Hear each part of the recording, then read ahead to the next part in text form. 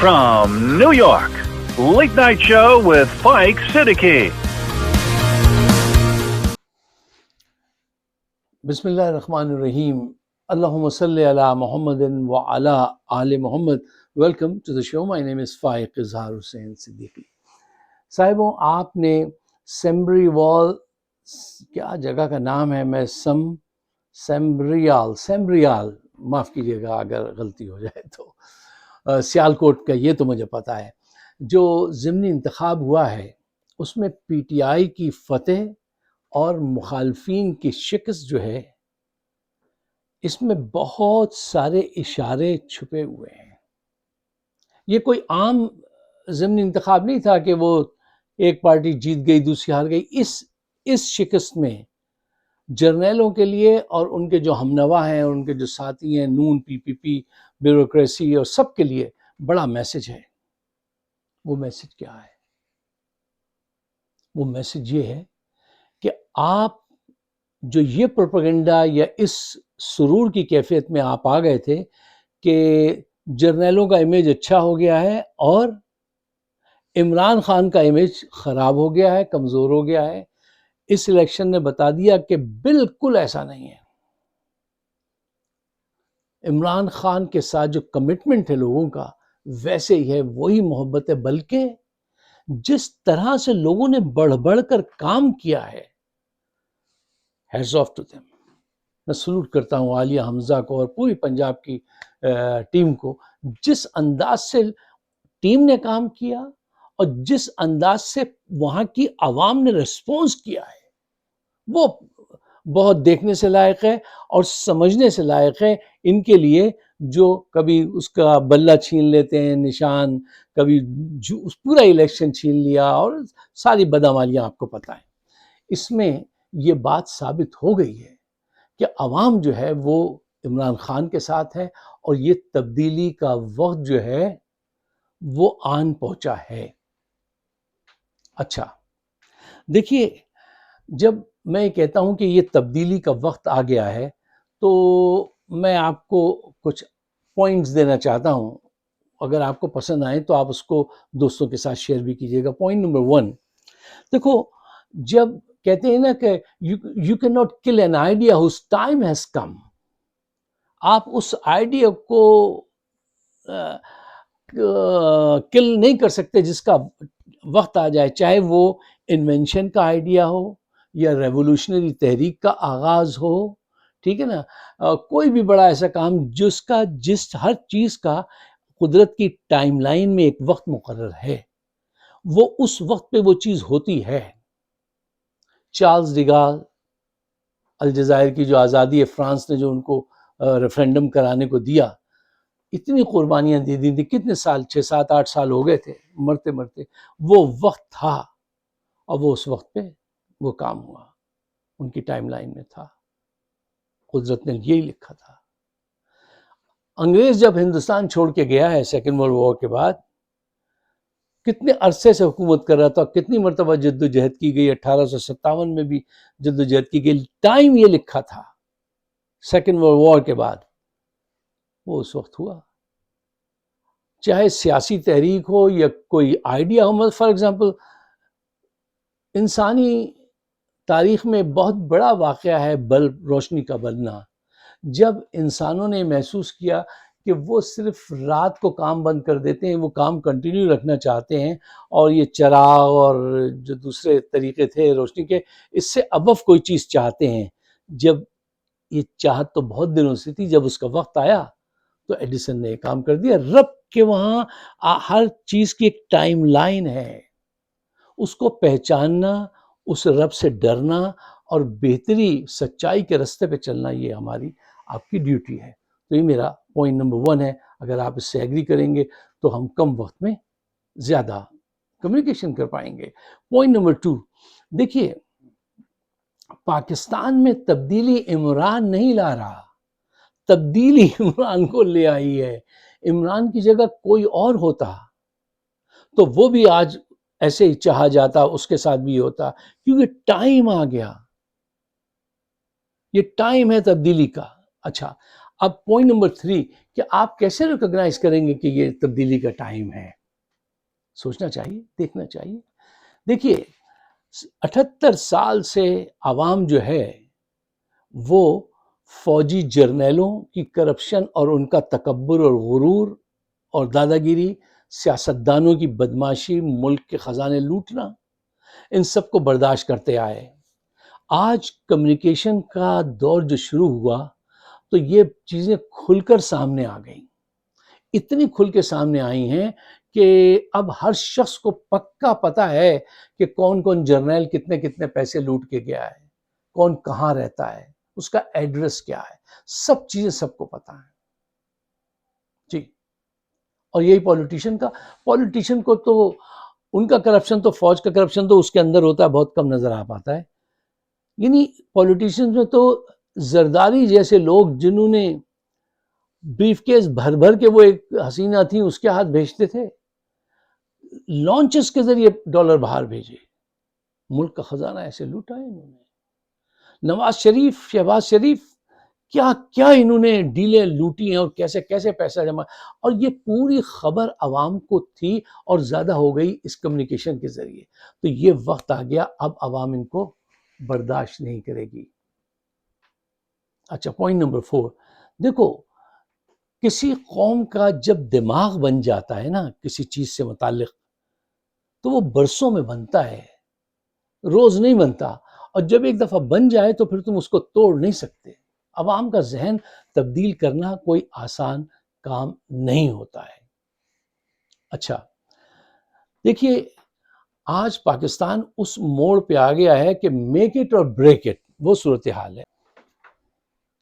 اچھا میں اکثر آپ سے ایک بات کہتا آیا ہوں کہ ہمارے جرنیل جو ہیں یہ جب بھی آتے ہیں تو یہ چیزوں کو ویسے نہیں دیکھتے جیسی وہ ہیں، ویسی دیکھتے ہیں جیسی یہ دیکھنا چاہتے ہیں.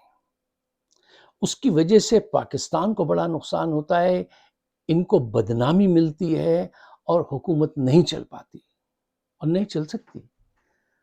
دیکھیے آج حالات کیا ہیں؟ آج حالات یہ ہیں کہ لوگ آپ سے متنفر ہیں، آپ کے لیے صرف محبت اس لیے آج کل جاگی تھی کہ بھارت سے مقابلہ ہے اپنی حفاظت کے لیے. آپ کسی خوش فہمی میں مبتلا نہ ہوئیے، آپ کے لیے کوئی ہمدردی نہیں ہے، آپ کے لیے وہی جذبات ہیں. کیوں؟ آپ آج بھی ظلم کر رہے ہیں. تو جب آپ مسلسل ایک ظلم کرتے رہیں گے تو آپ یہ سمجھتے ہیں لوگ اس کو دیکھیں گے؟ نہیں دیکھتے ہیں. اور یہ بڑی بدعقلی کی بات ہوتی ہے کہ آپ چیزوں کو ویسے نہ دیکھیں جیسی وہ ہیں، ویسی دیکھیں جیسی آپ چاہتے ہیں. اور پھر لفافہ صحافی آپ کو بہت سارے ایسے مل جاتے ہیں جو آپ کی مرضی کا گانا گیت آپ کو سناتے رہتے ہیں اور آپ سنتے رہتے ہیں. لیکن اس سے کیا ہوتا ہے؟ ٹھوکر لگتی ہے.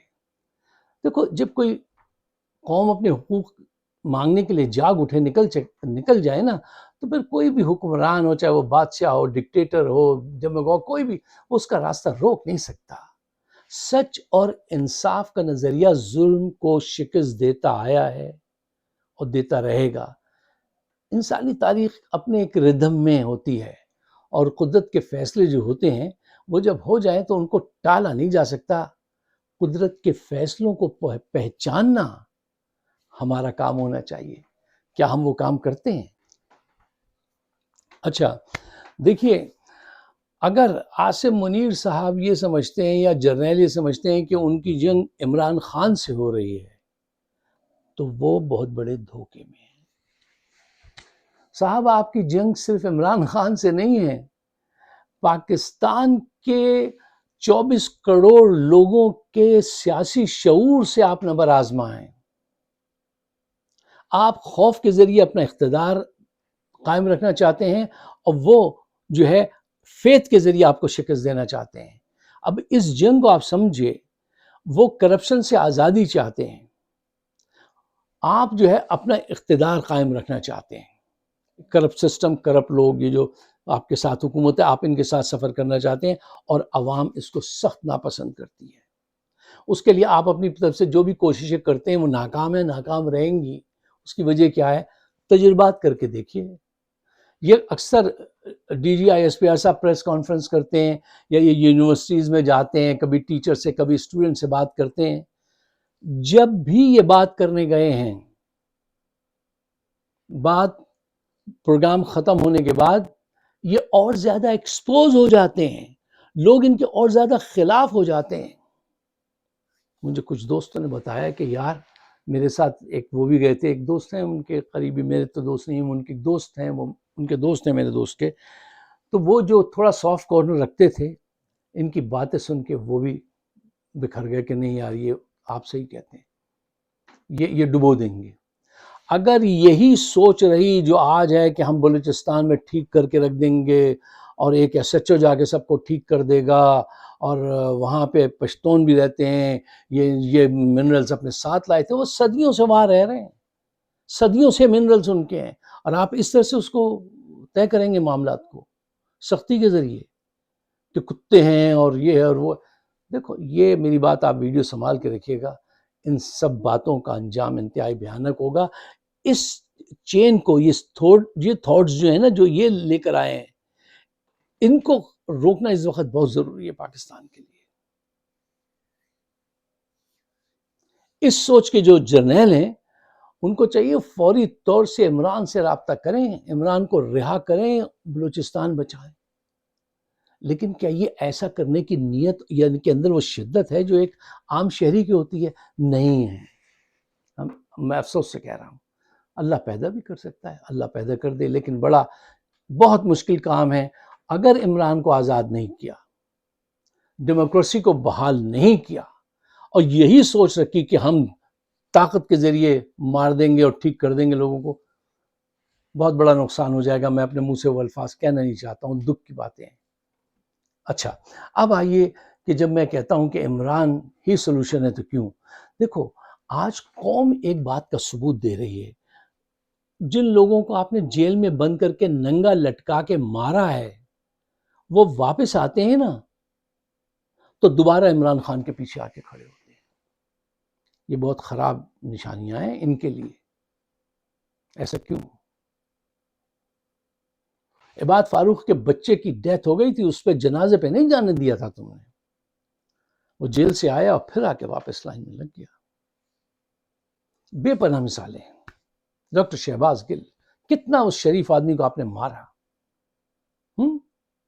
کھینچا، کیا کیا ظلم کیے، وہ اپنے کام پہ لگا ہوا ہے۔ تو جب لوگ اتنے اسٹیڈ فاسٹ ہوں کسی قیادت کے ساتھ تو آپ اس کو آسانی سے بریک اپ نہیں کر سکتے۔ اچھا، یہ جو سیاسی شعور پیدا ہوا ہے اس میں دو چیزیں ہیں۔ ایک فیکٹر ہے کمیونیکیشن بہت پھیل جانے کا پورے پاکستان میں، لاکھوں میں پڑھ رہا تھا، پتہ نہیں کتنے ملین سیل فون تو صرف ہمارے دیہاتوں میں، اور اب وہ نیوز کا زمانہ تو نہیں ہے کہ ایک پیپر تھا اور 5 بجے خبر نامہ آئے گا، نہیں، اب تو ہر منٹ پہ خبر نامہ آتا ہے۔ تو اویئرنیس بہت زیادہ ہے، ایک تو یہ۔ دوسری، عمران خان کی شخصیت میں وہ جاذبیت ہے، وہ کرسمہ ہے، اور وہ سچائی ہے، وہ دیانتداری ہے، جس سے لوگ جو ہے نا اس میں اپنا لیڈر تلاش کرتے ہیں، وہ لیڈر ہے۔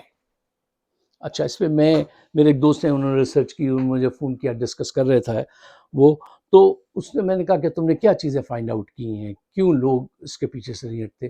تو اس نے مجھ سے کہا یار صدیقی صاحب، یہ دیز آر دا 3 things، وہ 3 چیزیں تھیں کہ اس کی ساری تقریروں کو میں نے بھی بیٹھ کے اس میں حصہ لیا تھا، اور ساری تقریریں اس کی پڑھ کے ہم نے اس کا جو ہے باڈی لینگویج، اس کے الفاظ، اس کی ساری اے آئی کے جتنا بھی ڈیٹا تھا اس کو دیکھ کے جو نتائج پہ پہنچے وہ یہ تھی کہ 3 چیزوں پہ اس نے بڑا کام کیا اس یوتھ پر، پورے ملک پہ ہی لوگوں کو جو اس کے قریب تھے ان کی تقریروں سے وہ چیزیں ہم نے اخذ کی ہیں۔ وہ چیز نمبر 1، وہ دعوت دیتا ہے سوچو، سوچنے پہ بہت ایمفیسائز کرتا ہے۔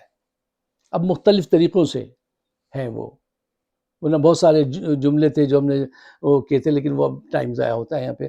دوسری چیز، وہ ہمیشہ خود بھی سوال اٹھاتا ہے، بڑی سے بڑی شخصیت، بڑی سے بڑے اس پہ سوال اٹھاتا ہے، اور تم کو بھی دعوت دیتا ہے کہ سوال اٹھاؤ۔ یہ سکھا دیا اس نے قوم کو، سوال اٹھاؤ، سوال کی چوٹ سے مارو ان کو۔ اور تیسری چیز وہ کہتا ہے امید نہ توڑنا، میں تمہارے ساتھ کھڑا ہوں، گیو اپ مت کرنا۔ یہ ان 3 چیزوں پہ اس نے کام کیا ذہنی طور پہ، اور یہ تمام جنریشن جو اس کے پیچھے کھڑی ہے، سارے لوگ جو ہیں وہ حق اور سچ کو سمجھ چکے ہیں۔ آپ اس کی دیکھو سیاسی شکست عمران خان کی جب ہوگی جب آپ اس کی سیاسی دم کاٹ دیں، اس کی سیاسی حمایت کاٹ دیں، وہ آپ نہیں کاٹ سکتے۔ یہ 3 ایلیمنٹ جو ہیں وہ لوگوں نے اس سے خریدے ہیں اور یہ سچے ہیں اور پکے ہیں۔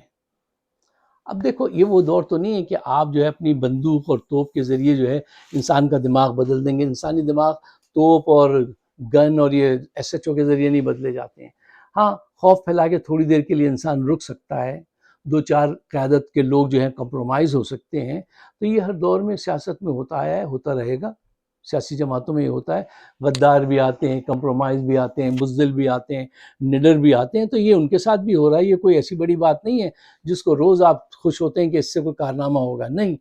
ماسز جو ہیں اب اس پیمانے پہ تحریک آ گئی ہے کہ لوگ لیڈر کا انتظار نہیں کرتے، خود ہی پہنچ جاتے ہیں، خود ایک دوسرے کو گائیڈ کرتے ہیں اور الیکشن جیت کے دکھاتے ہیں۔ اچھا صاحب، آئیے اب ٹائم کم رہ گیا، کچھ بات کر لیں کہ بھارت میں کیا ہو رہا ہے۔ بھارت میں بھارتی جرنیل، ان کے جرنلسٹ اور جو ان کا دانشور طبقہ ہے وہ بہت زیادہ رو رہا ہے، اتنا زیادہ رو رہے ہیں۔ ایک تو ماشاءاللہ چینل بہت ہیں وہاں پر، سوشل میڈیا پہ بھی چلے جائیے اور مین اسٹریم میڈیا پہ بھی بہت لوگ ہیں، ہر طرف بابے بیٹھے رو رہے ہیں، آہو بکا کر رہے ہیں۔ مجھے شرم آنے لگی ہے یار، ہو گیا ٹھیک ہے نا، آپ مودی کو برا کہہ رہے ہیں، ٹھیک ہے مودی کی غلطی ہے، سب کچھ ہے، لیکن اب اتنا وقت، پنجابی میں کہتے ہیں انہوں نے بڑا وقت پایا ہوا ہے، بہت انہوں نے شور مچایا ہوا ہے۔ یہ کیا ہے یار، ملک کی بے عزتی ہو رہی ہے، آپ کی بے عزتی ہو رہی ہے، روز رو رہے ہیں اور ایسے ایسے الفاظ کہہ رہے ہیں۔ ایک صاحب فرما رہے تھے میں یہ دن دیکھنے سے پہلے مر کیوں نہیں گیا۔ یار آپ اپنی عمر دیکھیے اور یہ جذباتی انداز سے دیکھیے، آپ میں یہ دن دیکھنے سے پہلے مر کیوں نہیں گیا۔ ایک صاحب کہہ رہے تھے بتاؤ یہ کنگال پاکستان جو ہے اس نے ہمیں دنیا کے سامنے ننگا کر دیا۔ دن رات ایک ڈسکشن ہے، ہمارے طیارہ گرے، وہ طیارہ پہلے انہوں نے کیوں چھپایا کہ نہیں گرا تھا۔ اب یہ سب غلطیاں ہیں مودی جی کی، ہے نا۔ کیوں دیکھو جنگ میں طیارے تو گرتے ہیں نا یار ایک دوسرے کے، تو یہ واٹ اے بگ ڈیل، تم نے کیوں اتنا کوہرام مچا رکھا ہے۔ وہ کوہرام اس وجہ سے مچا رکھا ہے کہ مودی جی نے قوم کے اندر یہ خبر پھیلا دی تھی کہ بس اب رافیل آ گیا ہے، اب تو ان کو مٹی میں ملا دیں گے۔ بھیا وہ تو مٹی میں خود کو خود ہی ملاتے ہیں، تم کیوں اس چکر میں رہتے ہو۔ پلوامہ کے وقت انہوں نے کیا کیا تھا، یہ خود زبردستی گئے ایئر چیف کے پاس اور کہا آج بڑا کلاؤڈی موسم ہو رہا ہے، تم جاؤ ذرا جا کے دشمن کی صفوں میں گھس جاؤ، اس کے بادل میں نظر نہیں آئے گا جہاز اور ان کے ریڈار میں، تم مارو آ کے ان کو۔ وہ گئے اور پھر دیکھیے کیا انجام ہوا۔ اچھا پلوامہ بھی جتا، وہ بھی ایک فالس فلیگ آپریشن تھا، آج تک اس کے ثبوت ملے کسی کو نہیں ملے۔ یہ پلگام جو ہے یہ بھی ان کا ہی بچہ ہے، اس کے ثبوت ملے۔ ہمارے ایک دوست ایک انڈین جرنلسٹ سے یہ بحث کر رہے تھے اور بہت خوبی سے بات کہہ رہے تھے کہ تم جنگ کرنا چاہتے ہو یا دہشت گردی روکنا چاہتے ہو، ان کو پکڑنا چاہتے ہو۔ دہشت گردوں کو پکڑنے کے لیے کیا ایفرٹس کیے ہیں، جنگ کے لیے دن رات باتیں کرتے رہتے ہیں کہ اب یہ کر دیں گے، اب وہ کر دیں گے۔ یہ سب غلط باتیں ہیں۔ پلوامہ میں انہوں نے ایک اور ٹرک کھیلی، اب یہ سب انڈین دوستوں کو پتا ہوگا کہ اس زمانے میں کیا ہوا تھا کہ بڑے نمبر سامنے آئے تھے، جو ینگ ووٹر ابھی پہلی دفعہ ووٹ کاسٹ کریں گے وہ کروڑوں میں تھے، تو مودی جی نے کیا چالاکی کی تھی، یہ خود کروایا پلان کر کے، ٹھیک ہے۔ پھر اس کے بعد کیا، میں اپنے نوجوانوں سے کہتا ہوں کہ تم پلوامہ کے شہیدوں کے لیے اس مرتبہ ایک ووٹ ہمیں دو گے۔ اب کون ہے جو کہے گا کہ نہیں۔ بس جب چناؤ کا وقت آتا ہے یہ کوئی نہ کوئی ڈرامہ ایسا رچا لیتے ہیں اور پھر ووٹ حاصل کرتے ہیں۔ اس وقت ایک صاف صاف کہہ کے کہ پلوامہ میں جو بھارتی شہید ہوئے ہیں ان کے خون کی تم کو قسم، ایک ووٹ ہم کو دو، لے لیا ووٹ اور یہ دیکھ لیجئے کیا کیا ہے۔ اچھا اب آئیے ایک اور اہم بات کی طرف۔ اچھا ایک آخری بات میں اپنے انڈین دوستوں کے سامنے رکھنا چاہتا ہوں، دیکھیے اگر آپ کو میری پوائنٹ سمجھ میں آئے تو اس کو اپنے دوستوں کے ساتھ اور شیئر کیجیے، ٹھیک ہے۔ دیکھیے مودی جی ہر روز جنگ کے اس سے نکل ہی نہیں رہے اور قوم کو بھی نہیں نکال رہے ہیں. اب روڈ شو کرنے کی کیا ضرورت تھی؟ جھوٹ بولنے کی اتنی کیا ضرورت تھی؟ پوری دنیا کہہ رہی ہے کہ رافیل گر گیا، وہ کہہ رہے نہیں. اب جب سامنے آ رہا ہے تو وہ ڈسکشن کنٹینیو ہوتا جا رہا ہے. غلطی ہو گئی، ٹھیک ہے، واٹ اے بگ ڈیل، ہو گیا، گرا دیا، کوئی بات نہیں، اب آگے بڑھو. وہ ذہنی طور سے اسی میں ہیں. یہ تاریخ میں کوئی اعلیٰ مقام پانے کے لیے اگر ایٹمی تجربہ بھی ان کو کرنا پڑا تو یہ ہو سکتا ہے وہ بھی کر گزریں. یہ اکثر ان کے منہ سے یہ خواہش نکلتی ہے کہ اب ایٹمی اس سے نہیں ڈریں گے. اور ایک دفعہ پہلے بھی پاکستان کو دھمکی دے چکے ہیں اور پاکستان بھی تیار تھا کہ اچھا یہ. اور اس مرتبہ کی تو اور سنیے آپ. ہمارے ایک دوست ہیں جو ان کے تعلقات ہیں بڑے اچھے پاکستان کے ایئر فورس میں. وہ اس دن مجھے بتا رہے تھے، تو انہوں نے مجھے بتایا کہ بھائی تمہیں پتہ نہیں ہے سچویشن کتنی خائن ہو گئی تھی. میں نے کہا ہاں مجھے تھوڑا سا تو ہے. کہنے لگے اگر 2 دن اور ہوتے تو ایک لمیٹڈ ایٹمی جنگ شروع ہونے والی تھی.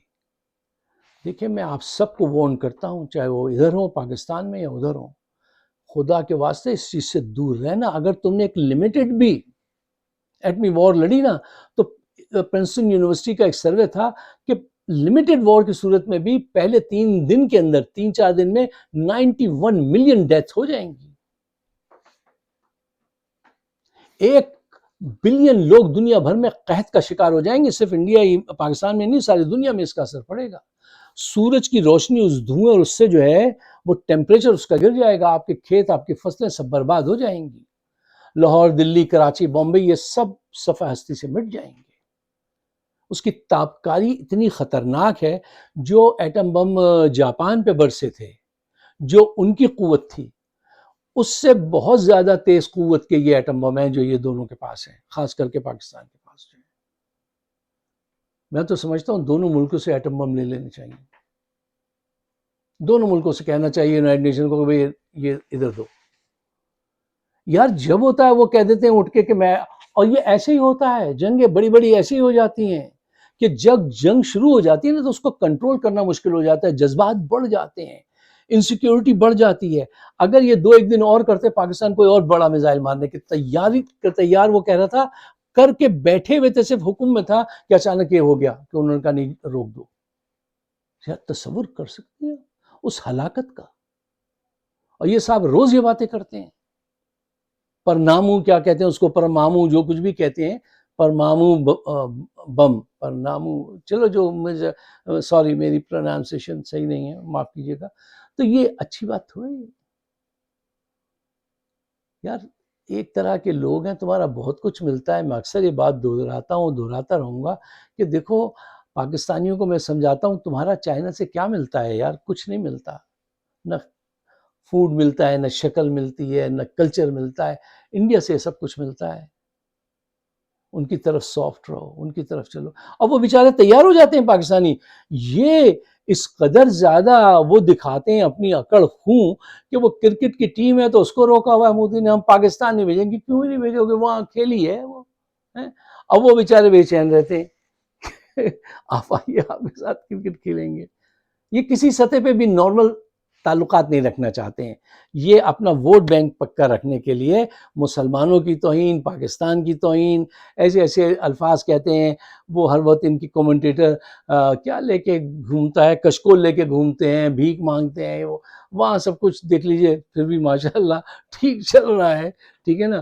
اور تضحیک کرنے سے باز نہیں آتے، جبکہ ہم کبھی اس بات کو پسند نہیں کرتے. میں خاص کر کے اپنے پروگرام میں اس کا خیال رکھتا ہوں. میں کبھی بھی کوئی ایسا ان کی تضحیک کرنے کی کوشش نہیں کرتا ہوں، اور کرنے بھی نہیں چاہیے. اگر آپ میرے خیالات سے اتفاق کرتے ہیں تو برائے مہربانی اس کو بہتری کے لیے دونوں طرف کی اس کو شیئر کیجیے گا. مجھے اپنے خیالات سے نوازیے گا. آپ سب کا بہت بہت شکریہ.